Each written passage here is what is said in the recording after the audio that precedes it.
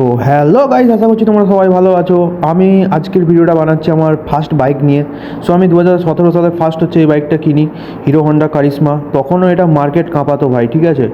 এটা আশা করছি 220 সিসির বাইক ছিল, আমার অতটা মনে পড়ছে না, বাট 220 সিসির বাইক ছিল। আর এটা টর্ক আর এটা পাওয়ার সেরা বাইক ছিল। তো এটা হচ্ছে যে বাইকটায় আমি তখন টিকটক বানাতাম, ঠিক আছে।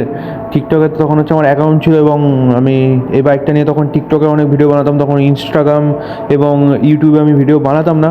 তো ফার্স্ট আমি কন্টেন্ট টিকটকেই পোস্ট করতাম। তো তারপরে তো জানোই সবাই, টিকটক ব্যান হয়ে যায় এবং এইসব। তো এই বাইকটা আমি সেকেন্ড হ্যান্ড কিনেছিলাম।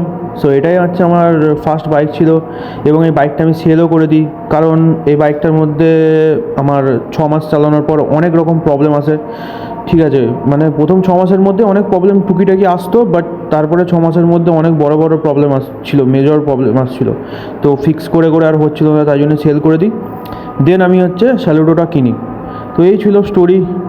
আশা করছি তোমাদের ভিডিওটা ভালো লেগেছে। যদি ভিডিওটা ভালো লেগে থাকে লাইক করে দিতে পারো, ঠিক আছে।